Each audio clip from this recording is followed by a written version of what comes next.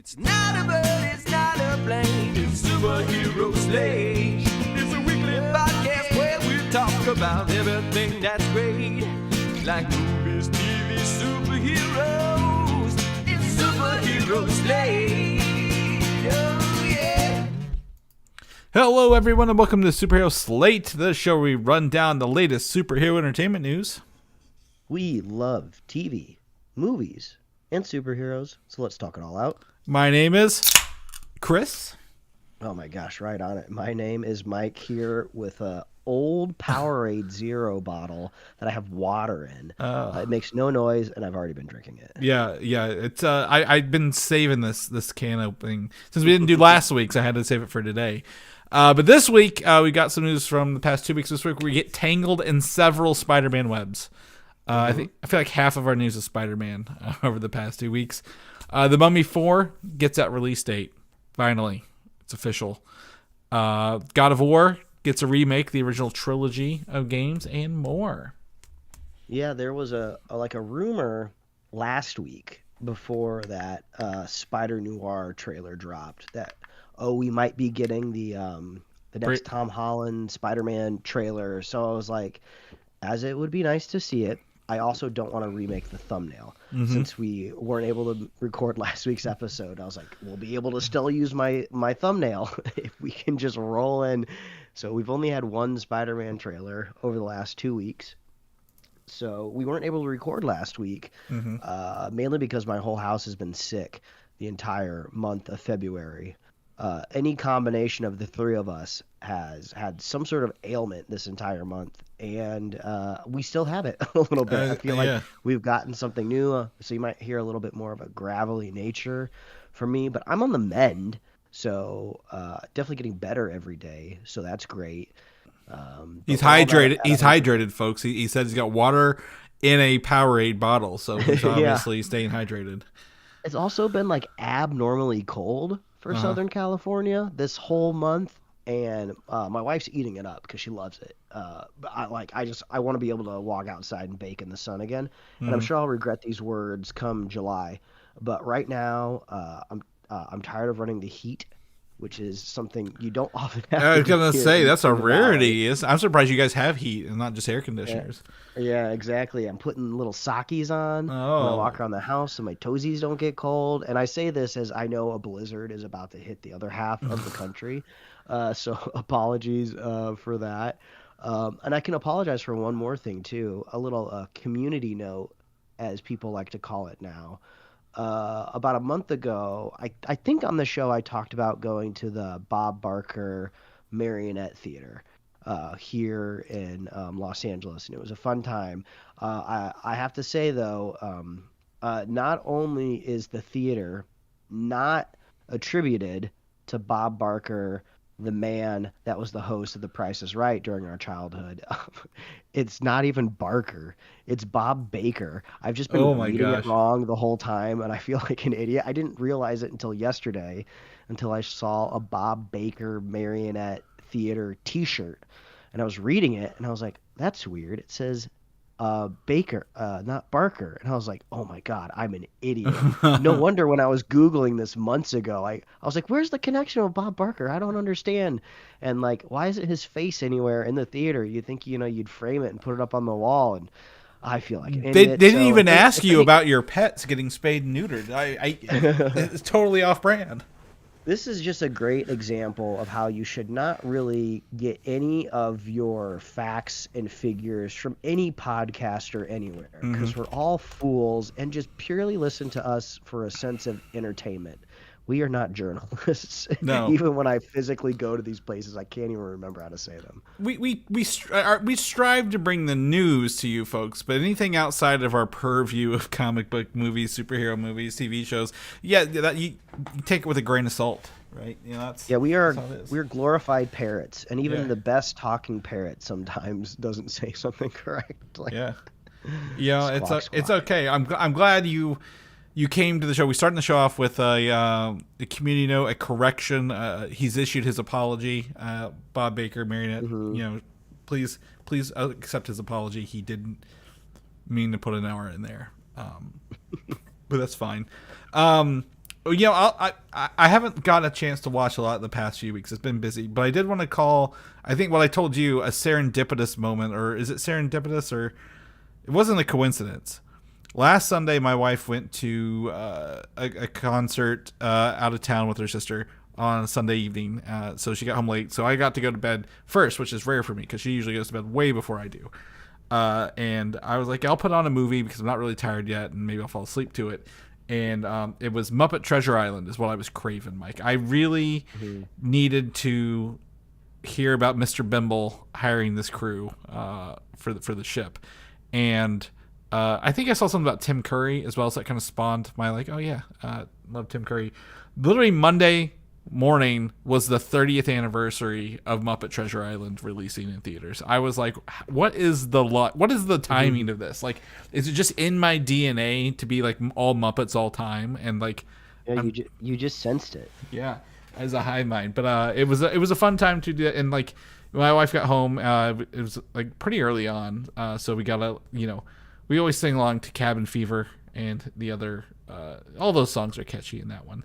But also, it's one of the few Muppet movies that talks about murder quite a bit, like because it's pirates and there's murdering things, and they're in a room with a dead man at one point, as Rizzo says. But anyway, I had to bring Muppets back somehow because obviously it's hot on my mind right now. It's not going to be the last time we talk about pirates on this episode either. No, it's not. And probably characters that could have been puppets, but end up being probably more CGI as well. With that, so let's get into the news. Let's just. We're not really jumping into it at this point. We're like 7 minutes in, but let's get into the news here. And I want to talk about Sony dropped us with a state of play last week, which is always a good time when they drop a random state of play. You never know what you're gonna get, right?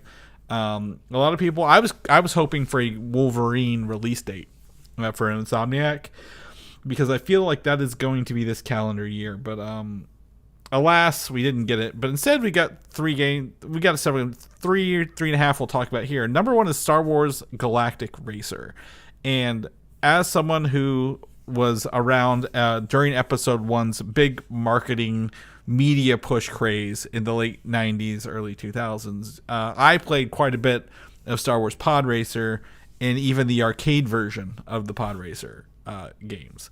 And pod racing, the big part of Episode 1, that's like it's like a third of the film, right? Is them racing those pods in that movie. Mm-hmm. It feels like so huge part of the movie, and then the games, and now we get Galactic Racer, which takes place, I believe, post. It's at least after Return of the Jedi, but I think it's before the new. I don't care what the timeline is. Either way, they're picking back up with this racer made by the people who made the Burnout games. And I don't know if you played the Burnout games, Mike, in the early aughts, but they are the ones where you race, and your point is to crash into some. Like if you crash people off, it's that arcadey. The car slows down and like kind of destroys itself. You get to do that with the racing in this. And these aren't just purely pod racing; these are other spaceships. And you're going across planets. There's going to be other, probably a lot more than what we saw in here. But one of the fun, there's two fun little throwbacks for me. One is Ben Quadaneros, an original pod racer from Episode 1, makes an appearance. He looks like a stink bug shaped kind of dude. And then obviously the nefarious, the evil Sebulba returns with a gray beard, because obviously that's how you show time passes in a universe. You grow a little gray beard. Yeah, Sebulba seems like a litmus test out there for, do you think he's evil, or do you just think he's a shrewd businessman just trying to keep his books balanced? Yeah, he threw that wrench. He threw that wrench in that pod racer. He's evil. Oh, I know. I'm thinking of I'm confusing Sebulba with who's the little Watto.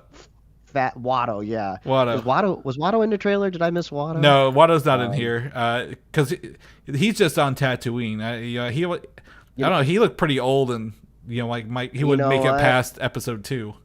They're both sides of the same coin. Yeah. So Bulba, he's just a shrewd racer. I mean, come on. If you had to put your money down, I think you'd put it down on Sebulba. Mm-hmm. I mean, it's so funny. The the analysis of the prequels has been done ad nauseum, obviously. So I don't think we have anything new to add to that. But I think it is pretty iconic pod racing. Like, of all the things George Lucas can do with Star Wars, he could dream up some pretty cool stuff that can stand the test of time.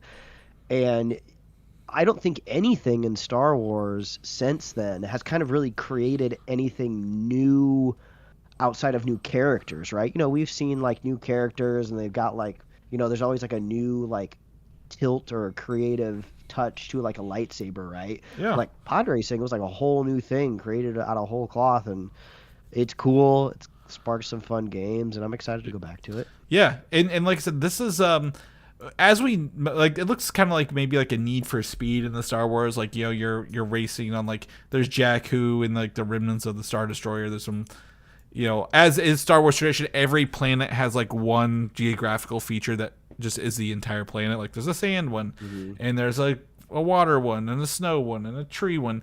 But you know, it's, to me, and I think you've mentioned this before, most of these early trailers like this are probably like trying to maybe get some people involved to work on this. This says it's coming out 2026. I don't love the ship designs. I think they're a little boring so far, watching this trailer. But I do like the gameplay. Burnout 3 was one of my favorite games, like when I got an original Xbox. And I played the hell out of that game. And this just gives me those fun arcadey racing vibes. I don't want a Gran Turismo in the Star Wars universe. Like, give me something that's not going to make any sense, where you can crash a ship and still be alive. But I'm excited. This looks like I'm going to say probably maybe like a, not a low stakes game, but like I don't have a dog in this fight. It looks like a fun time to do some racing in the outer rim of the Star Wars galaxy, as the trailer says. So you can check that out. Right after that, we got something that ties into movies, something we watched, John Wick. The Untitled John Wick game from Saber Interactive was announced, where you get to play as Keanu Reeves. This is set in the franchise timeline, so this movie or this game will be part of the singular John Wick lore, if you will, where you get looks like improvised weapons, do some up close brawling, some shooting. This reminds me a lot of like maybe it's like those games like where you have like a lot of executions you're contributing. Like, this isn't a shooter, this isn't a cover shooter. It looks more like you're going to be brawling up close rather than just doing shooting the entire time. Along the ways, what did you think of it? This I don't know what to make of this one yet, and I want to get your thoughts on it, Mike, because you're my litmus test here. The problem is I don't usually have a great background on like game development studios. You know, when we're talking about like TV projects or movie projects, I can look at like the director, the writer, the studio to kind of figure out, should I look forward to this adaptation or not? So just watching the trailer's hype. I mean, for sure, I surprisingly had never even considered the John Wick universe dipping into games. So it was kind of a bit of a mind-blowing thing hearing this. I was like, oh, wait, yeah, they can totally do this. And I haven't had a chance to watch The Ballerina yet. It's good. Yeah, I enjoyed it. So I don't really know exactly how flexible kind of like the John Wick timeline is, but you could make so much content with anything that happens before the first movie, right? He had an entire career in this world, and he was like feared and adored in it. So if you're making like a game that doesn't have to be so, you know, so much of a stickler, you know, for moving the plot forward of the world, yeah, you could just drop any game in across his career, and it would be amazing and fun. And since he's, you know, CG modeled, you can like de-age him a little bit, make him a little bit younger, maybe a little fiercer. I'm excited. It would be cool if like maybe, I mean, I don't know if this is movie territory. Maybe they'd want to save this story for the movies, but it would be really cool if they could craft the games in such a way, if they're really good, like maybe they could do a trilogy that kind of leads up to the first movie, right? You can kind of see, what's his like last mission before he retires. But now that I'm saying that, did they cover that in these 4 movies already? I don't know. It's been a minute. I don't think so. This is the second John Wick game. The other one was called like John Wick Hex, which is like a turn-based like tile kind of video game. They did one with like Tomb Raider.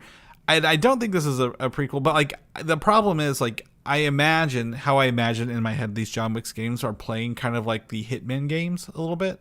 But would younger John Wick be a Hitman style? Like, was he doing Hitman stuff, or was he just like, more of a, hey, go into a room and shoot everybody like he's doing later on? Like, how does the actual assassination teams work in the John Wick universe?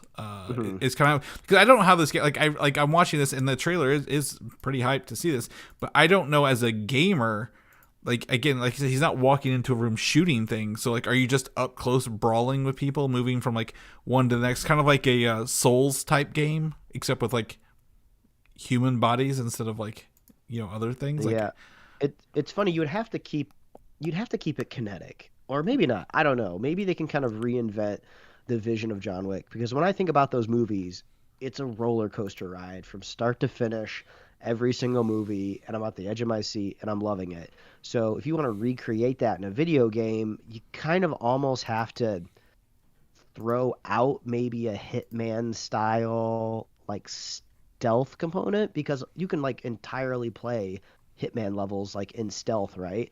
And that's what I would do if I was a John Wick situation, because I was like, no, I'm a scaredy baby, I'm just going to sneak up on everybody and kill them.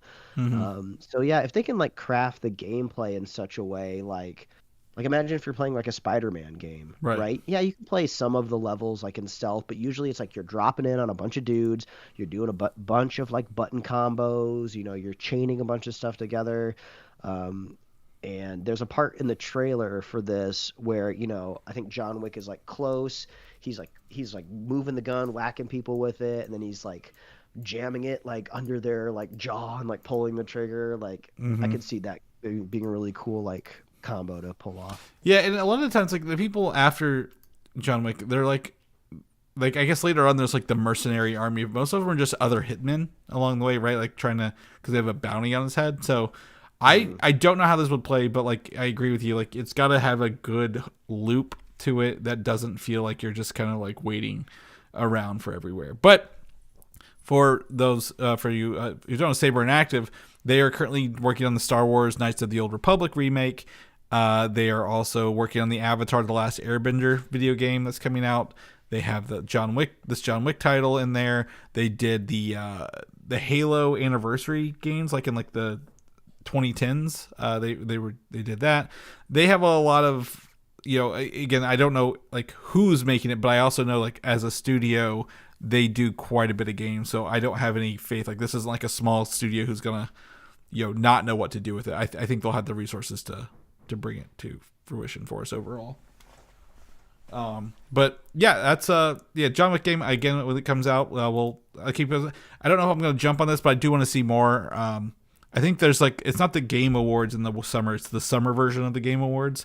I guarantee it'll be there. And I would not be surprised if they bring Keanu Reeves out on stage to talk about this game as well. And he's got a history in games, right? Like Cyberpunk. He was one of the main characters in that and other ones. So glad to have him back. God of War, Mike, I'll make it honest, I never played the original God of War games. I've only started with 2018's God of War and then God of War Ragnarok. I saw people play them, but I never played them myself. I just didn't have them. PlayStation was an Xbox at the time. And Sony announced the God of War Trilogy remake from Santa Monica Studios. And they have, I think it's the original voice actor for, T.C. Carson is the Kratos voice actor from the original early 2000s, not the newer ones. He's coming back to do some of that new updated stuff.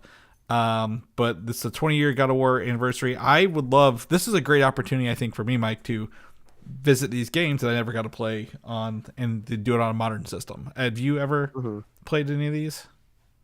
Nope. Same scenario as you, watched people play them. It would be interesting to see how they update it, because the only thing I remember about the original games is they were kind of like the the tip of the spear of gaming doing a lot of QuickTime events. I just remember QuickTime events were the conversation, and then also there was like a hack that you could do where you could like see naked women when they bathed you or something like that. That was the hard-hitting news when I was a teenager in video games. The important things. QuickTime events and trying to see a nipple in your video game. Yeah. So obviously all of those things can be in high def now. It's funny because a lot of these remakes get announced, and then just like everything, there's a long development cycle. And the last remake that was announced that I was really excited for was Metal Gear Solid Snake Eater.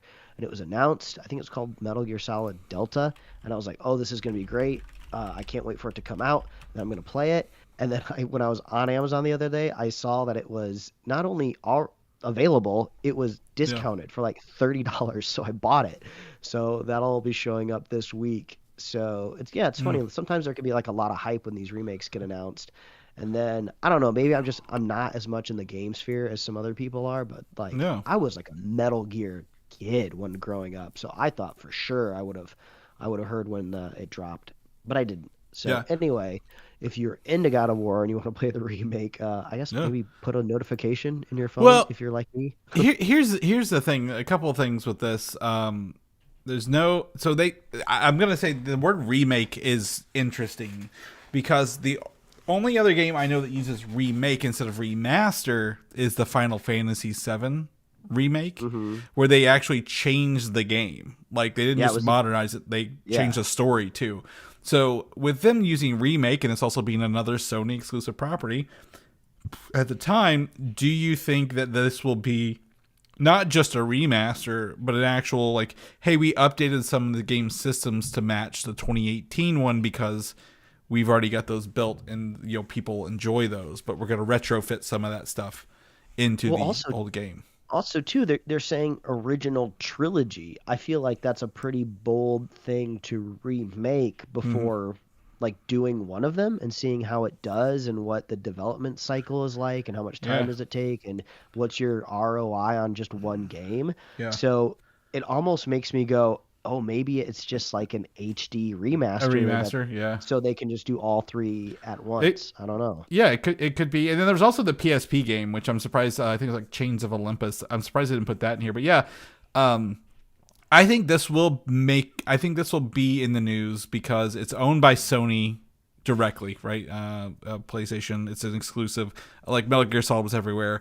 But at the same time, they are filming that God of War show, right? They've been casting. I think this will probably come out very close to the launch of that show, like to tie it in together, is what I'm thinking. Because you don't start filming a show and then say you're remaking your original 3 games without trying to have some of that corporate synergy, if you will. I'm using air quotes over here to do that. So I think that's what they're going to do, but.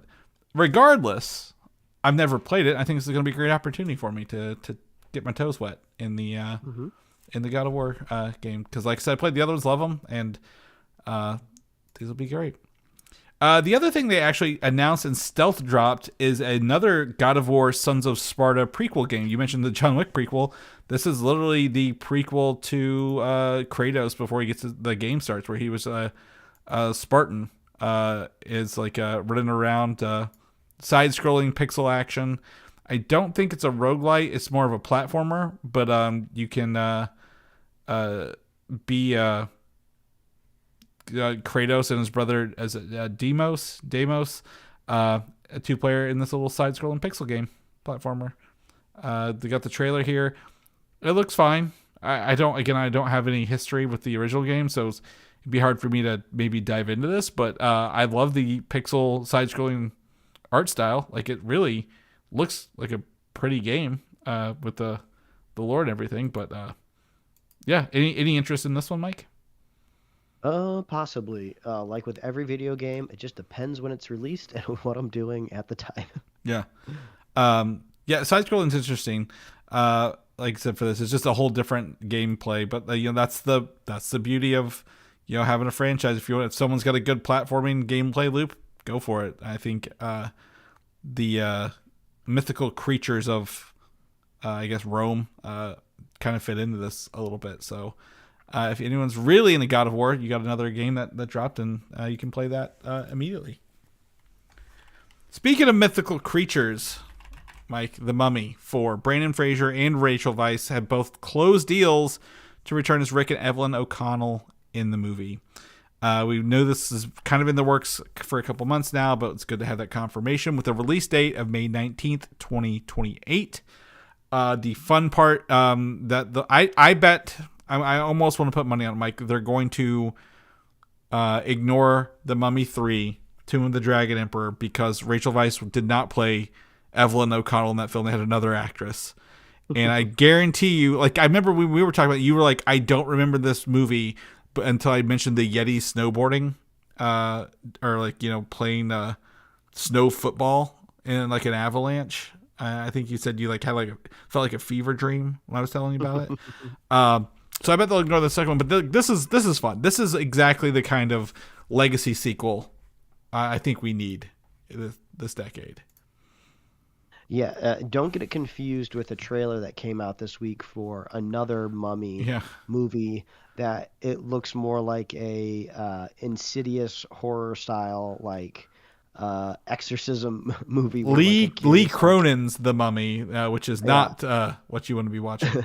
It looks crazy. If I was somebody that was into kind of horror, like it seems like it would be right up somebody's alley, because it kind of has the possessed daughter at home setting, but also it seems like somebody's also doing like an investigation in a tomb, like back and forth type of deal. So it's like, oh, that's an interesting setting. Usually you don't kind of get both of those mashed up. So The Mummy's hot. I mean, it's free IP, if you will. Nobody owns it, so anybody can make a Mummy movie. Yeah, well, exactly. I mean, it is that, but I think picking up on the one Mummy movie franchise where I say two out of three are really good. We're not going to count the Scorpion King spinoffs, but I've watched them recently. I'll probably watch them about once a year. They're very just of the late 90s, kind of vibe, and it works so well. And I always say, how cool would it have been if they continued Brandon Fraser like dealing with other Universal style monsters like in that world? So do you think they'll bring back the original Mummy? I can't remember the guy's name, but Imhotep, I believe. Yeah, that's a great question. It would make a lot of sense, right? You're revisiting all of your old friends and villains. Like, why not bring them back? Mm-hmm. But if you feel like you got enough juice in here for more than one movie, you might as well try to pivot them towards something else. Yeah. But then also, like, I'm sure it's going to be called The Mummy. So, like, if you want to do something fun, like maybe they're chasing a werewolf or a different type of monster, you still got to somehow put a mummy in there some way. So I guess we'll find out. Yeah, because, like, Tomb of the Dragon Emperor, like, the first two were the same mummy, right? Like, I'm pretty sure. No, well, yeah, because it was, like, the Scorpion King, I guess, was the other one. So, like, they were dealing with, like, Egyptian stuff, but, like, Tomb of the Dragon Emperor just wasn't very good. So I would love for them to go back and find a mummy in Egypt, to be honest. Yeah. But. Like, well, didn't Rachel Weisz's character, she started to get possessed at the very end of the first movie, right? Like, I think, like, there might have even been, like, a VFX shot of, like, a spirit leaving her body, and then they steal the book and close it or read it or throw it away or something, and then it, like, goes back in her or something. So maybe a way that they can kind of throw a little bit of, like, mummy in it is maybe somebody's, like, dying or something, and they're like, oh, well, let's go to Egypt and get this book and we'll bring you back to life or something, and then that sets off a chain of events. I don't know. Yeah. Well, random stuff here. Yeah, I think let's look in, because they were using her to resurrect Ankhsu Namun, the lady one. So I was like, maybe it's, I mean, I don't know, maybe it's just another Egyptian one, but, like, maybe technically right now in their universe, Rachel Weisz is on paper a mummy in some sense, because she died and for a second and came back. So maybe she's the titular mummy of the movie. I don't know. I'm just happy to see Brendan Fraser again. I Yeah, hope they bring back. Well, he got eaten by the scarabs. What was his name? Benny. Benny. I just want to see him be yelled at again. But he was eaten. Maybe he's the mummy. Maybe that's how. Maybe that's our mummy. We can get Benny back, and Brendan Fraser can yell at him again. It's the Yeah. best part of the movie. Did he come back in the second one? Oh, good question. No, he did die. It looks like, yeah. It looks like he did die. Just looking it up here. The Mummy Returns, but yeah, I don't. The thing is, in 2028, are people like there was like remember like in the 90s, it was pyramids and mummies and uncovering those things. That was like a big craze. Is that craze? Is that draw still there 30 years later? And like I understand they went to China for the other mummy. Could this be a European mummy that kind of maybe ties into vampires or something like that, right? Because like again, mummies don't have to be in Egypt. That just happens to be where this one was. But I don't know. I like you said, regardless, I'm excited for both of them to return. Not just Brandon Fraser, but both of them coming back for this because I think they both had that on-screen charisma that needed that movie to pull forward. What a lovely adventure. So I'll be there in theaters in 2 years to watch this. So we'll report back and do a review then. One Piece Into the Grand Line, also known as Season 2, gave us a big official trailer. And I think we talked about this kind of as it kind of came out here. I love the sets in this. And then the big thing here is the ending. We get the reveal of the deer medic, Tony Chopper, and his deer form, and then also his regular form with his big fuzzy hat with an X on it. And Mike, I say this every time we watch some of this, I love how goddamn goofy this show is and how much they lean into that anime aesthetic for everything. Like some guy shoots did you see the guy who shot his gloves? Like smoky gloves flying through there. That one dude takes his 3 swords, cuts a table into thirds and kicks it. Jamie Lee Curtis is a doctor in here. I don't know, man. I can't wait for this to drop next month. Like we are 2 weeks away, and I'm just like craving some more One Piece. Yeah, I'm already so pirate pilled from watching Black Sails. Like I just want all the pirate content right now. Like I'm just having this trailer like loop in the background while we talk because it's so insane. I feel like this is like the equivalent of if you went back in time and just like showed like a spoon to a caveman or something like that. They'd be so fascinated. Like imagine going back to the 80s or something and showing somebody this trailer. They'd be like, what are you watching in the year 2026? I find the world so fascinating. Like not even just like, oh, pirates, but like Luffy is wearing like a baseball jersey in the trailer, and it's just like baseball exists. It's such a bizarre, wonky world. I think there's a kind of like a Western set that's shown in this. So it's just a mishmash of a bunch of just kind of like antiquated like times in history just kind of all mashing up. There's like fancy revolvers. There's a giant cake in like the middle of the forest that I don't understand. It's a live action cartoon. And it's so silly. We are so stoked. Yeah. And it's not, I apologize, it's not Jamie Lee Curtis, it's Katie Seagal, who's actually the doctor in this. They wanted that. Looks like the ship gets eaten by a whale. There's 2 giants as well, a talking deer.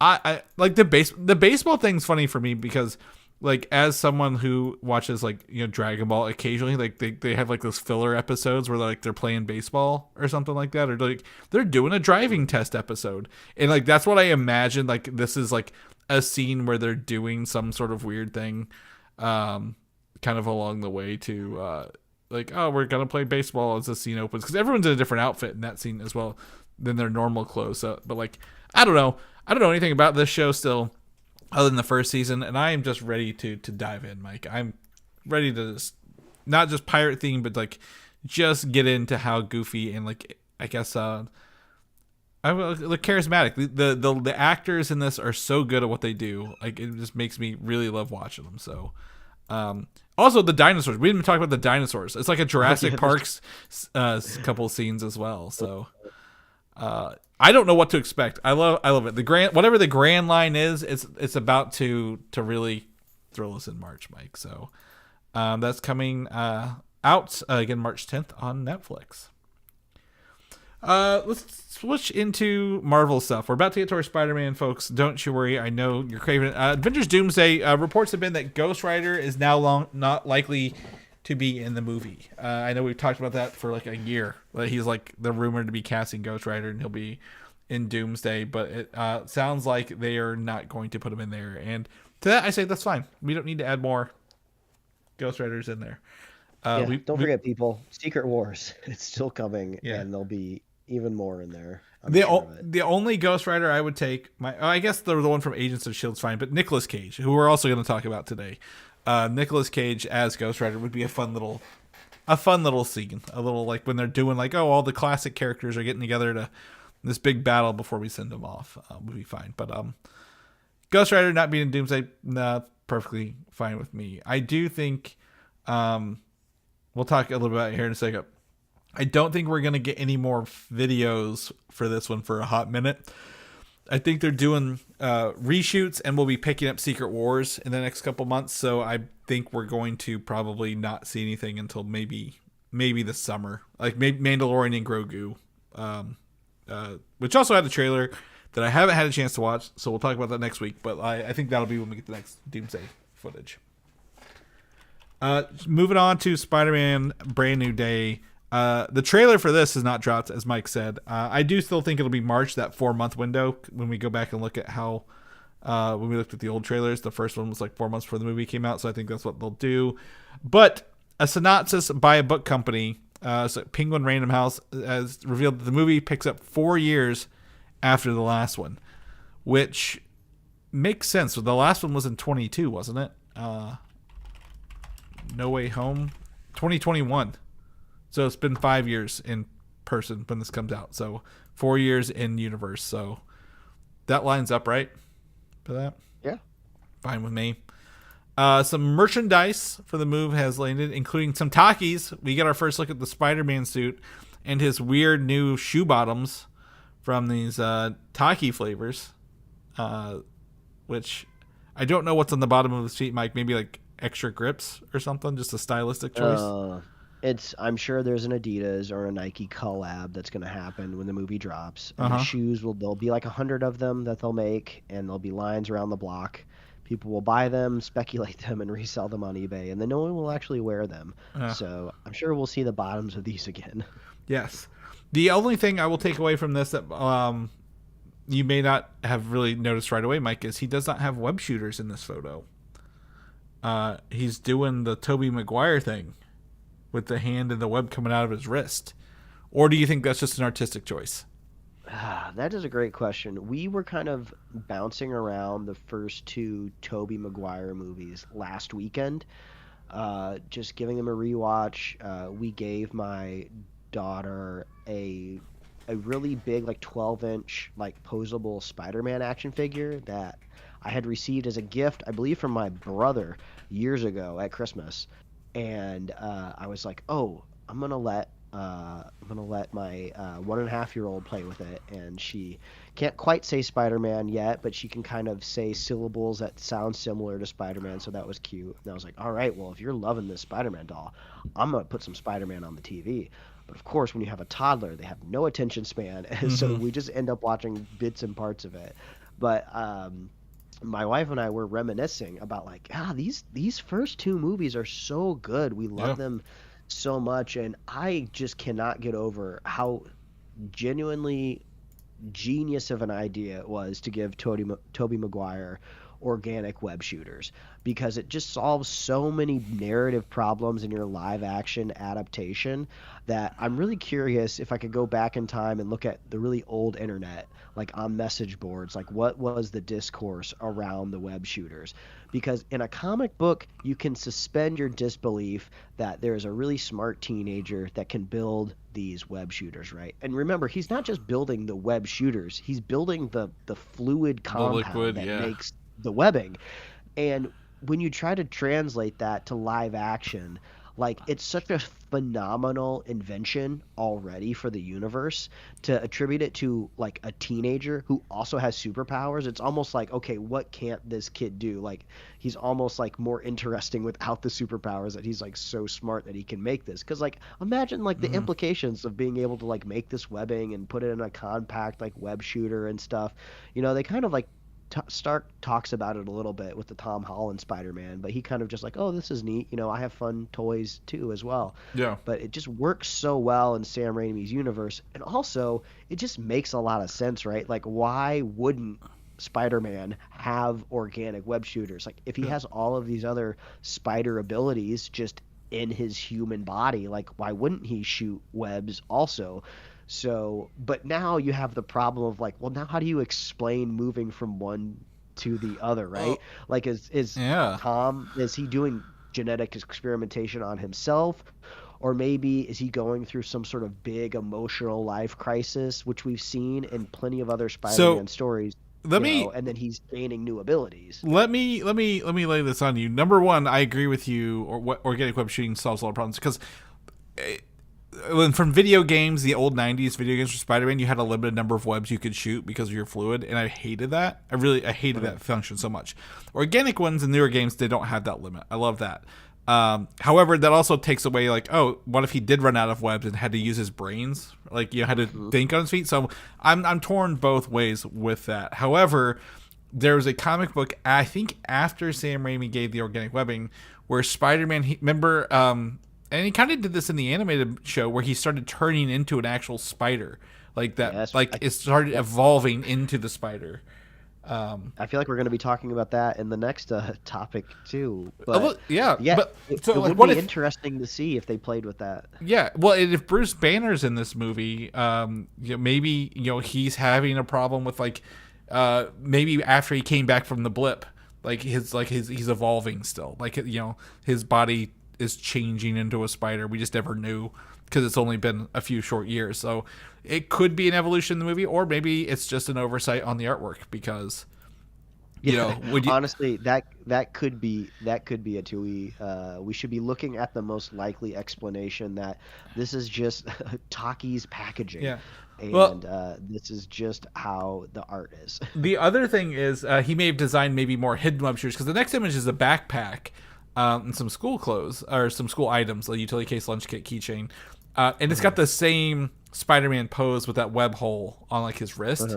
So it could be designated a hidden web shooter. But some of the cool things about this backpack is, if you look, there are 3 shadowy figures behind Spider-Man.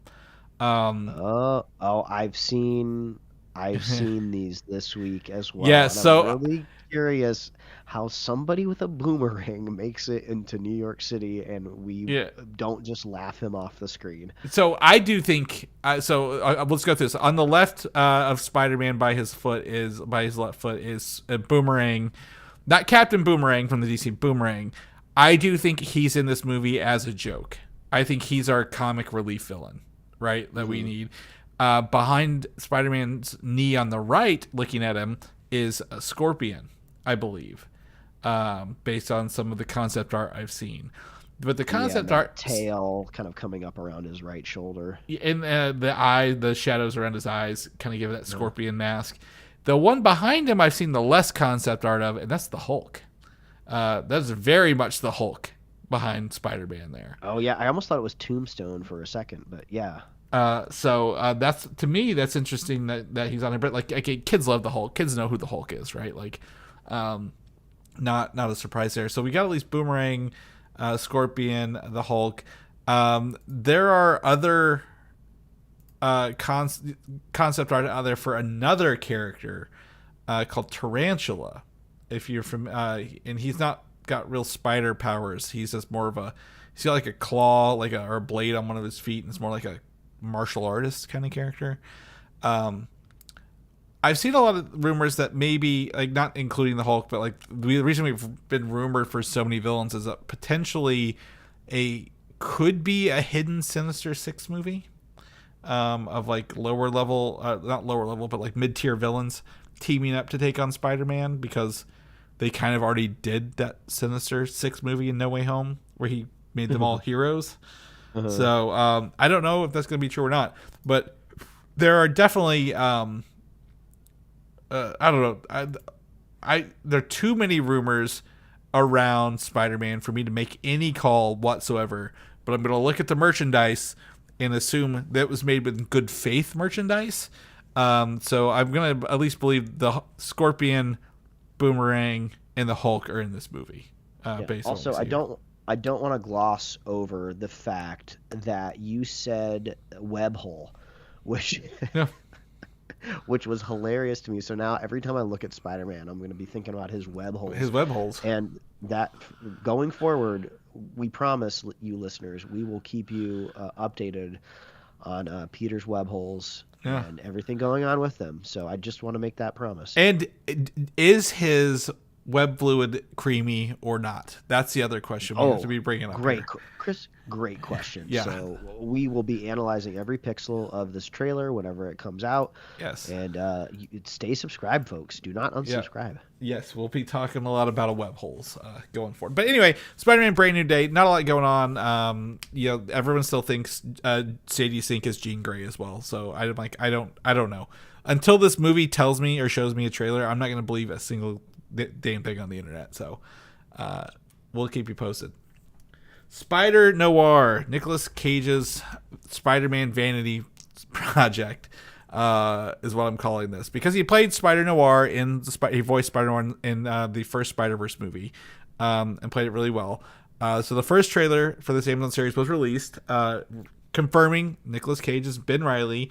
It will release in both black and white version and a color version, so you can watch this movie or the show in this black and white episodes or color episodes. They all drop on the same day, by the way, on Prime, May 27th. Which is it. So I'm going to be watching the colored version in the background because I can tell a lot more of what's going on in it. I don't believe this show was filmed for black and white, and it's a black and white post-production. So I really hope they do it right and they don't just apply a very generic black and white filter over the current show. Mike, right out the gate, this trailer is fucking batshit crazy. I hate to put it so vulgarly, but like I didn't know what to expect, but I also didn't know to expect like Nicolas Cage like kind of freaking out in a tent, like as he looks like he's maybe getting his spider powers for the first time, like throwing his head around. He's lying to people, fighting to people. I don't know what to expect, man. This isn't maybe a true noir show based on this trailer, but I'm here for it. What are you thinking? Chris, I don't know what I was thinking. When this was announced that Nic Cage was going to be in it, I suppose maybe my mind went to Spider-Verse, Nic Cage, Spider-Noir, right? They're going to somehow find a way to bring this character into live action, and that's kind of the tone that I had in my head. I was not expecting him to go full Nic Cage in this show. The trailer is absolutely wild. He's doing weird. He's gesticulating all over the place. He's being crazy. He's making his weird Cage faces. He's bringing his crazy intonation to his line. And this is like crazy. And also, like, I've missed out on a lot of like Nic Cage's recent work where he's been kind of like doing a resurgence, right? Mm-hmm. I feel like most people kind of fell off when he was kind of doing the schlock to pay the bills, and I'm sure he got a lot of good money for those like random what was the witch movie he did, or he did the one where there's like bees on them too. Those are a long time ago. Yeah, like that. Yeah. That was like early 2000s. But like, I will recommend Willy's Wonderland. Right, the one where it's essentially five. I did watch that. Actually, okay. I did watch that. He was in a movie somewhat recently, I think, called Pig. That was really good. I think he was in something called, was it Mandy? Possibly. Mandy was that. He was also he's dressed up as like a weird old looking person. He was in that one with Pedro Pascal. The incredibly massive. Weighted massive talents. Yeah. I'm definitely dropping the ball on kind of just enjoying the current iteration of Nick Cage's career. He's leaning into it. He's leaning into it, and I love it. And yeah, the only problem is like you can't use like the Spider-Noir from the anime movie is Peter Parker, so that's probably why they like will let you borrow Spider-Noir, but you can't be Peter Parker. But this is the Spider-Man spin-off stuff I was hoping Sony would be doing, right? Like the stuff that like, oh, we're gonna give you Madam Web or Kraven the Hunter, and it's awful. It's not like something that like that they're like we're gonna make sure they feel like they're serious, but they suck. This one leans into the wild. Like I went through all of the trailers here, or the entire trailer frame by frame, and I also saw other articles. But I can see the black character Black Cat is in here. She's the lady who asks him pretty early on to start at the beginning, and she's falling out of a thing. There's a Sandman in here. Did you see the guy with the sand on his face? In there. You get the Molten Man, which is the guy on fire. It is not Johnny Storm. It's a Molten Man who's a Spider-Man villain. A Man Spider. Did you see the weird Man Spider thing going on? Yes. And that was like a flash. Like that was literally you have to keyframe frame by frame to see it. Yeah. And then when he's walking down the alley, pretty early on, you get to see Mr. Negative coming up. And another guy, Electro, the guy with the lightning powers in his hands. Mm-hmm. So I'm like, these episodes are going to be crazy, and I am 100% here for it.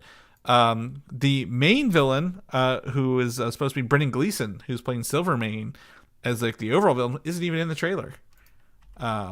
Nowhere to be found at all. So I'm going to be seeing how wild and spectacular this 1920s New York is. I will say the one thing I didn't expect was full-on web swinging in New York. I did not expect this at all. Like I was like, you know what? They're going to probably do the least amount of web swinging possible. But they give us full shots of web swinging, like right out the gate and later on. So like I said, this thing looks absolutely wild. It looks like, again, I think it's another Nick Cage passion project, but he is bringing his A game to this along the way.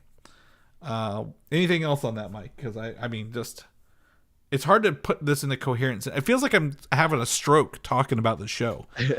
It's such a weird being a Spider-Man fan is such a weird thing to be, right? You just really never know what you're going to get. Like I'm contributing maybe the things that we like about this because it's a Lord and Miller production, if I recall. Like I think their names pop up like from the Spider-Verse team or crew or something like that. So you either have to have Feige involved or Lord Miller involved to get something good. In the recent incarnations of the Spider Universe, if you drop them and it's just Sony up to their craziness, that's when you got to worry. But this looks fun. Yeah. The other thing is, with this kind of coming out, like I wonder, do you think there's another season here? Like, do you think this is a one-off thing? Do you think they're gonna leave it like, yeah, we think people will want more? Good question. I mean, best case scenario, probably 3 seasons. Otherwise, I'm sure Nick Cage's rate skyrockets by season 4, how most TV shows operate. And by then, they're probably like, I think it's run its course. So, I mean, this trailer looks like it's got enough juice to make 3 seasons. I bet they're going to see people buy in first. And Amazon's got money. I love the tagline, with no power comes no responsibility, as well. That's fun. The I forget, Robbie Robertson, is the guy we see with the camera and the hat following him around that he's talking to. When he's like, I beat up some guys in the bar and got plastered. The guy he's talking to is Robbie Robertson from the Daily Bugle. So, pretty fun. Spider-Verse. We're going to talk a little bit about Spider-Verse. If you want to go back to the animated version of Spider-Man, and kind of hang out in that more Lord Miller stuff, Sony as president has confirmed that Spider-Gwen and Spider-Punk spin-offs are officially in the works. And we talked about Spider-Punk last year, and I think we've also mentioned Spider-Gwen, so this isn't like really news to me, I feel, but like I just wanted to say like, they're reaffirming, hey, we're not just doing one Spider-Verse that has been delayed what feels like 5 ever there will be more movies in this universe, and we're already working on them now to get them up and going. I did talk to listener to the show, Patrick, this weekend. I was at his house. We did a gaming weekend. Thank you, Patrick, for having us. We both agree Spider-Punk doesn't really stand out enough from that movie to warrant his own film. So I really hope they have a good idea for it.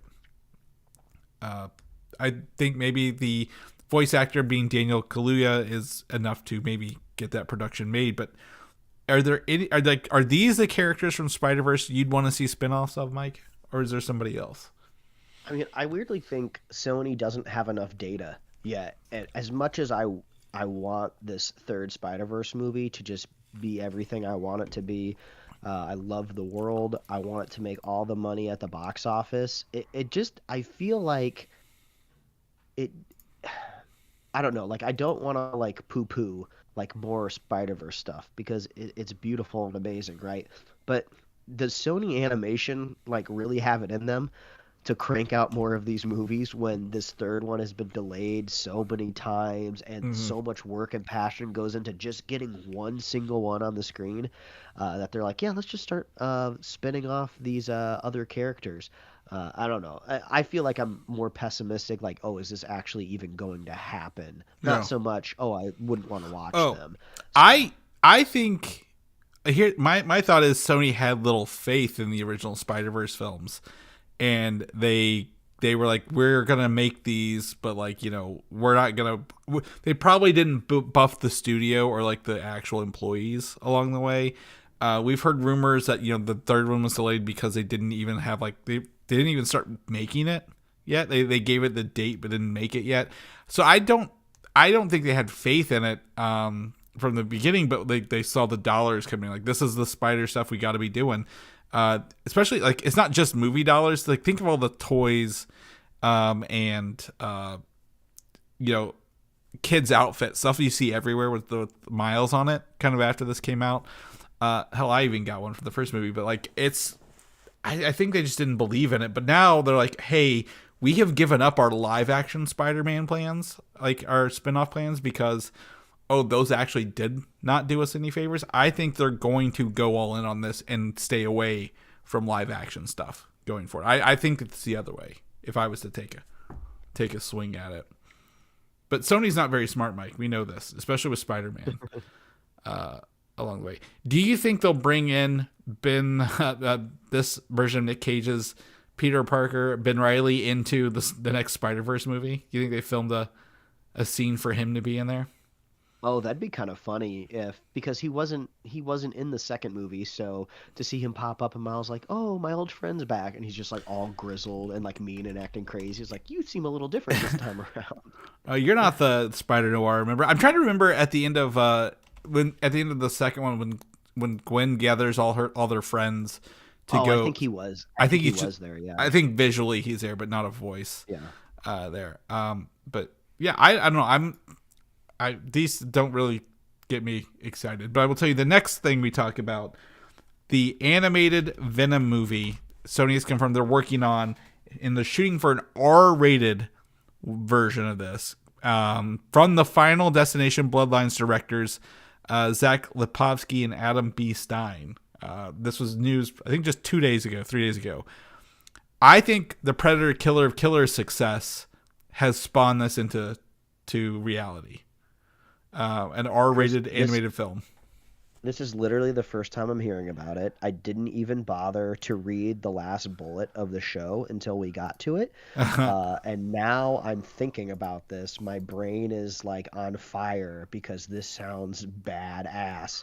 Because the last animated version, I guess technically animated version of Venom, was in that last Spider-Man game that we played, and it's beautiful and it's amazing. So kind of maybe imagining like a fun animated visual style to it, you know, maybe, you know, Killer of Killers kind of had like a fun painterly style to it. I'm sure Spider-Verse is going to influence, you know, every animated Spider project. And if they go R, they can just go crazy. I mean, I'm sure they'll build some sort of like physics engine for like blood and viscera. Well, and goo. It's gonna be nuts. They got to build it for his goo first, and then go. Yeah, exactly. Go for that. And if you're kind of setting things in an animated world, you could kind of really go high concept and bring Null in with that like sword and like that symbiote planet. Yeah, you could go to space. That would be really, really cool. Like, because we haven't really seen that in Spider-Verse. You know, they've gone all over the multiverse, but just kind of being in outer space sounds badass too. Yeah. So yeah, I'm on board with this because they took away my last rated R project of The Last Ronin. It just vaporized. Yeah.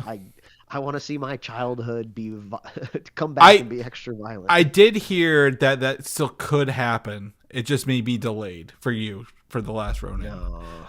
Okay. But we'll see what happens at Paramount, whatever the hell's going on over there. But this Venom movie, Tom Hardy is said to be involved in some capacity. They don't think he's going to voice it, but he did literally drag the other 3 movies across the finish line himself. So I think he's a producer. I think he'll just be a producer on this one. I don't want him to be connected to anything. And the more I thought about it, the more I'm like, we haven't seen Venom in the Spider-Verse art style halfway. He wasn't in any of those scenes in either movie. So it could definitely be a different visual style that's not Spider-Verse because we haven't seen him there. I think, to me, I'm kind of selfishly wanting like a Venom anime style. Like, you know, imagine like how they get like how they draw like all their like the goo and like the amorphousness and like the pointy teeth and stuff like that. I think an anime style Venom movie would be beautiful for this, especially if it's R-rated. Biting heads off. You mentioned space is fine. They could lean into Null. I don't even know like who's the bad other than Null. Who would be the bad guy of this movie? Like, what's the actual story? It's what I was trying to wrap my head around. I'm like, I don't know, but there's a lot of potential. And then obviously Final Destination Bloodlines. I've heard good things about that.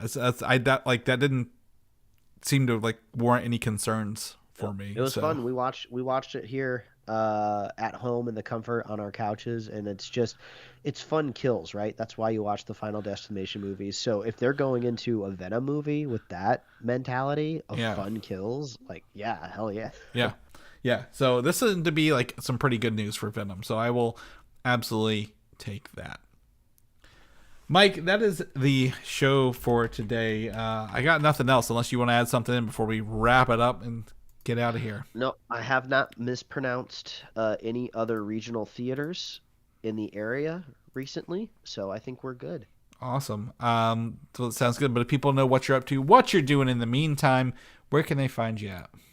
Yeah, all you have to do to read my webcomics is go to pickledcomics.com or liferewardsrisk.com. Chris, if people want to catch up with you, where can they find you? You can find me on Instagram, Valdan87, VALDAN, or Video Game Systems of the same name. If people know about the show, want to listen to some episodes, but not last week's because we weren't here. We took a health break. Where can they find all of those goodies at? Oh, Chris, if people want to find our web hole, all you have to do is visit superheroslate.com. We are on Apple Podcasts, YouTube, Spotify, wherever else you love listening to podcasts. We got merch at superheroslate.com/store. We love hearing from you. What are you listening to? What are you watching? What are you playing? We love our super fans. If you want to be a super fan of this show, all you have to do is share the show with a friend, share the show with a buddy, and we will be here every week, folks. Yeah, or at least most weeks. And if not, we'll see you next week. Alrighty. Bye.